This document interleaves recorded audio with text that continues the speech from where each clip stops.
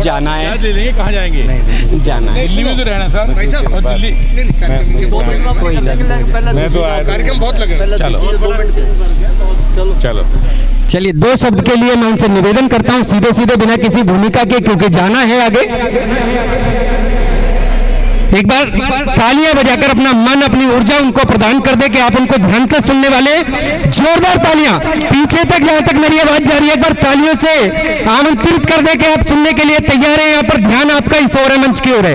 सभी लोग मंच की ओर ध्यान कर ले। आदरणीय आदेश गुप्ता जी, एक ऐसे व्यक्तित्व को आमंत्रित करने जाता हूं जिसने वैश्य समाज से निकलकर भारतीय जनता पार्टी की दिल्ली की पताका को थामा और पूरे देश के अंदर भारतीय जनता पार्टी का मान बढ़ाया, हम दिल्ली वालों का मान बढ़ाया। कन्नौज की उस भूमि से इनका परिवार आता है जो स्वतंत्रता सेनानियों का परिवार रहा है। उस वंश से निकलकर यदि भारतीय जनता पार्टी दिल्ली की बागडोर थामी है तो मैं आपको यह विश्वास दिलाता हूं, ये दिल्ली की जनता बहुत आगे जाने वाली है।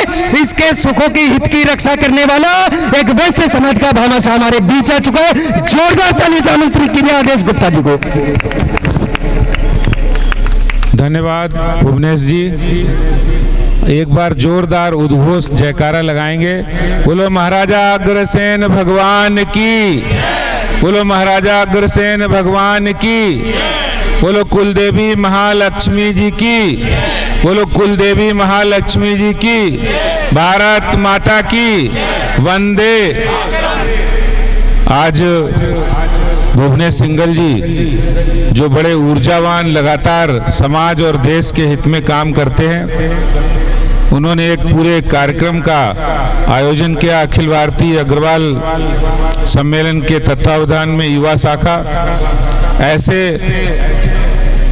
कार्यक्रम में उपस्थित हमारे अखिल भारतीय अग्रवाल सम्मेलन के राष्ट्रीय अध्यक्ष और पूरे देश के अंदर भ्रमण करके समाज को एकता के सूत्र में बांधने का काम करने वाले आदरणीय श्री गोपाल शरण गर्ग जी, यहाँ उपस्थित समाज के बहुत माननीय सम्माननीय आदरणीय जगदीश मित्तल जी, हमारे आदरणीय Shri Satyabhushan Jain ji, standing committee north के चेयरमैन जोगीराम जैन जी, हमारे पार्टी के जिलाध्यक्ष वरिष्ठ नेता रोशन कंसल जी, भारती बंसल जी, हमारी राधिका जी, और बहुत सारे ऐसे नाम हैं जिनको मैं, हमारे साथ आए हुए हमारे पार्टी के उपाध्यक्ष जयवीर राणा जी, बहुत से महानुभाव यहाँ पर, बहुत से महानुभाव यहाँ पर उपस्थित हैं। मैं सबसे पहले भुवनेश जी की ऊर्जा को, उनके काम को बहुत बधाई और शुभकामनाएं देता हूँ, क्योंकि कोई भी काम जब हम समाज और देश का करते हैं तो बिना उत्साह के वो संभव नहीं है। और मेरे से भुवनेश जी लगातार संपर्क में रहते हैं, लगातार कोई ना कोई कार्यक्रम में निमंत्रण देना, ये कोई कार्यक्रम की रूपरेखा बनाना उनके दिमाग में हमेशा चलता रहता है। और आज मैं मानता हूं कि अपने आप को मैं गौरवान्वित महसूस करता हूं कि मैं अपने परिवार के बीच खड़ा हूं। अपने परिवार और समाज में जो व्यक्ति आकर अपने आप को ऊर्जा महसूस करता है और वो ऊर्जा देश और समाज के काम आए, ये प्रेरणा अगर कहीं से हमें मिलती है तो महाराजा अग्रसेन जी से मिलती है, जिन्होंने समाजवाद के रास्ते को अपनाकर देश और समाज के अंदर राष्ट्रवाद की और भाईचारे की अलख जगाई है।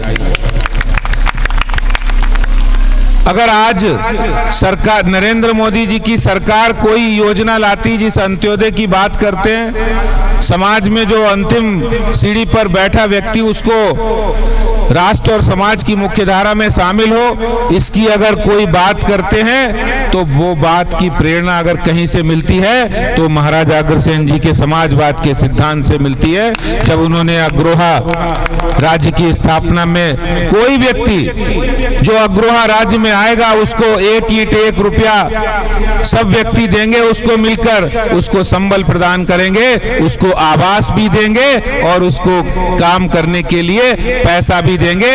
यही योजना है जो प्रधानमंत्री जी की आवास योजना है, वो महाराजा अग्रसेन जी की प्रेरणा है।